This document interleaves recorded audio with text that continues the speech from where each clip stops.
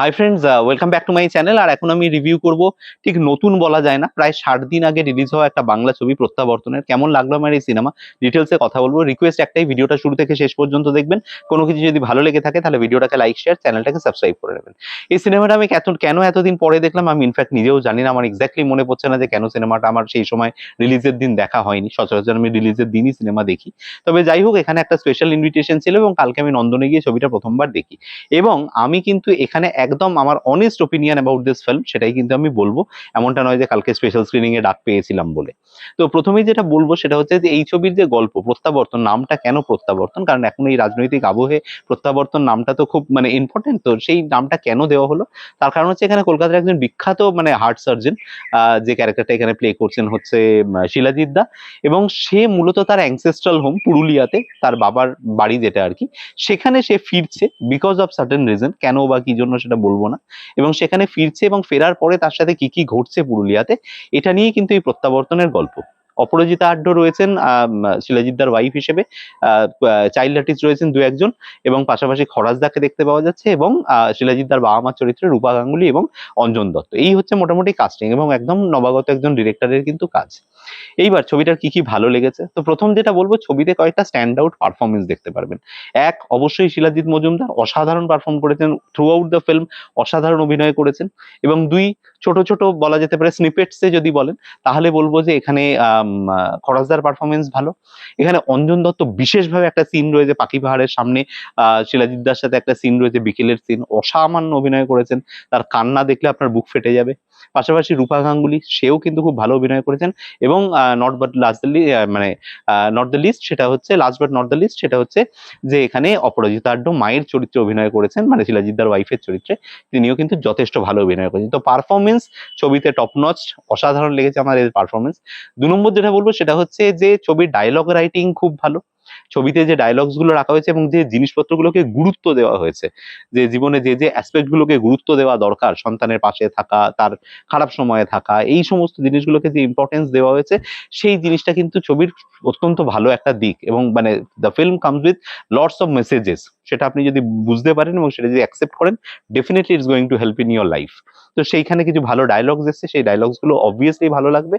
এবং আরেকটা জিনিস বলবো সেটা হচ্ছে যে ছবির দ্বিতীয় অর্ধে গল্পটা এমন একটা জায়গা দিয়ে মোড় নেবে, এবং সেখান থেকে গল্পটা যেভাবে এগাবে, সত্যি কথা বলতে অনেকটা আমাদের কিন্তু এখানে বলা যেতে পারে উইন্ডোজের ছবির একটা ঘরানা আপনারা কিন্তু দেখতে পারবেন। শিবু নন্দিতার ছবির যে ট্রিটমেন্ট গুলো হয়, বেলা শেষে বেলা শুরু, বা পোস্ত গোত্র, এই যে ফ্যামিলি ফিল্মের যে ট্রিটমেন্টটা দেওয়া হয়, যেখানে দর্শকরা কিন্তু গিয়ে মূলত পরিবার নিয়ে গিয়ে ছবিটা দেখেন এবং কিছু ভালো আউটকাম নিয়ে বাড়ি ফেরেন। তো সেই যে ট্রিটমেন্টটা শিবু নন্দিতার ছবিতে থাকে, সেটা কিন্তু এই ছবির সেকেন্ড হাফে গিয়ে আপনারা ভীষণভাবে দেখতে পারবেন। তো these are the very good parts about the film.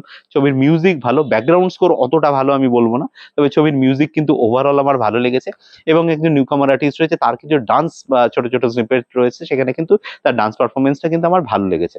As a child doctor যিনি এখানে অভিনয় করছেন, বাট রাদার বলা যেতে পারে 15-16 বছর বয়সী আর কি ক্যারেক্টারটা প্লে করছেন। এবং এই ছবির কিন্তু ওভারঅল যদি বলা হয়, তাহলে গল্পটা কিন্তু আমার কিন্তু বেশ ভালো লেগেছে। সেটা স্ক্রিন প্লে রাইটিং এর দিকে কিছু খামতি আছে, সেটা আমি একটু পরে বলছি। বাট ওভারঅল যদি আমি সিড যেটা রয়েছে গল্পের, সেই সিডটা নিয়ে কথা বলি, তাহলে নিশ্চয়ই বলবো যে এই গল্পটা কিন্তু আমাদের জন্য একটা শিক্ষণীয় গল্প। এবার যদি নট সো পজিটিভ সাইড গুলোতে আসি, সেটা হচ্ছে যে ছবির প্রথম আধ ঘন্টা আপনাকে কিন্তু ছবির সাথে এঙ্গেজ খুব একটা করে না। ছবির মধ্যে এমন কিছু কিছু জায়গা রয়েছে যে জায়গাগুলো আপনার মনে হবে ভীষণ হাই পয়েন্টস, এগুলো দিয়ে ছবিটা একটা সুইসাইড অ্যাটেম্প্ট রয়েছে বা এগুলো রয়েছে, কিন্তু এগুলোর পাশাপাশিও কিন্তু আরো অনেক জিনিস ছিল যেগুলোকে দিয়ে কিন্তু ছবিটাকে শুরু করানো যেতে পারতো। শিলাজিৎদার ব্যস্ততা, শিলাজিৎদার ভাইয়ের একটা ইনসিডেন্ট রয়েছে, সেই ইনসিডেন্টটা, এরকম অনেকগুলো জিনিস আছে যেগুলো কিন্তু রাখা যেতে পারতো। সেখানে কিন্তু একটা সুইসাইডাল অ্যাটেম্প্টকে দিয়ে গল্পটাকে স্টার্ট করা হয়েছে এবং মনে করা হয়েছে যে এইটা দিয়ে গল্পের রিদমটা একটা ভালো সেট হয়ে যাবে। বাট সেইটা কিন্তু প্র্যাকটিক্যালি হচ্ছে না, যে কারণে গল্পের প্রথম আধ ঘন্টা 45 মিনিট মতো ছবিটা ভীষণ ডাল লাগে দেখতে। এবং তারপর থেকে যখন ছবিটা রিয়েল ক্রাইসিসের মধ্যে ঢুকে পড়ে, সেই ক্রাইসিসে ঢোকার পর থেকে এবং সেই ক্রাইসিসে প্রত্যেকটা লোক কিভাবে রিয়াক্ট করছে, এই বলা যেতে পারে যে পার্টটাতে যখন গল্পটা পৌঁছে যায়, ওই 3 অ্যাক্ট স্ট্রাকচারে যখন সেকেন্ড অ্যাক্টে আর কি পৌঁছে যায়, তখন কিন্তু সিনেমাটা ইন্টারেস্টিং লাগতে শুরু করে।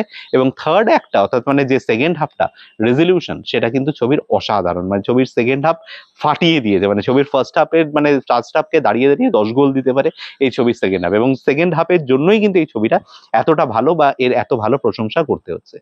এবং সেকেন্ডলি যেটা বলবো সেটা হচ্ছে যে এই ছবিতে ব্যাকগ্রাউন্ড স্কোর কিছু কিছু জায়গায় আমার ভীষণ মানে অথেন্টিকেটেড লাগেনি, যেরকম মানে ছোট ছোট কনভারসেশনের ভিতরে যে ওই একটা দেখবেন যে বাজিং সাউন্ড হয়, যেগুলো মানে ওই ক্রেসেন্ডোর মতো হঠাৎ করে বেড়ে উঠলো, টিভি সিরিয়ালে যে ধরনের ট্রিটমেন্ট ইউজ হয়, এরকম কিছু কিছু জায়গায় কিন্তু কনভারসেশনের মধ্যে এই সাউন্ডগুলো রয়েছে, এবং সেখানে কিছু কিছু ডায়লগসও কিন্তু ওভারল্যাপ করে যাচ্ছে। তো এই যে বিষয়গুলো রয়েছে, এই বিষয়গুলো খুব একটা ভালো ওয়ার্ক করেনি। আদারওয়াইজ কিন্তু এই ছবিটা মোটামুটি ওভারঅল যদি বলা হয়, আমি বলবো যে it's a very dissent film and a very good attempt towards a very মানে ডিফিকাল্ট সাবজেক্ট। যে বিষয়টা নিয়ে ছবিটা কাজ করছে সেটা হচ্ছে যে বাবা মা সন্তানের পাশে, কিন্তু সন্তান ভুল করলেও কি তার পাশে থাকা উচিত, মানে সেটা মানে বংশ পরম্পরায় কি তাই হওয়া উচিত নাকি হবে না। এই যে দুটো তিনটে জেনারেশনের মধ্যে যে প্রশ্নটাকে ফেলে দেওয়া হয়েছে, সেই প্রশ্নটাকে যেভাবে উত্তর দেয় ছবিটা, এটা কিন্তু ডেফিনেটলি একটা খুব ভালো বিষয়। আপনারা যদি না দেখে থাকেন, নন্দনে এখনো চলছে, কতদিন চলবে জানি না, আপনারা গিয়ে দেখে আসতে পারেন। আর এই ভিডিও থেকে কোনো কিছু ভালো লেগে থাকলে ভিডিওটাকে লাইক শেয়ার, চ্যানেলটাকে সাবস্ক্রাইব করে নেবেন। দেখা হচ্ছে আপনাদের সাথে পরের কোনো ভিডিওতে। Till then, bye by.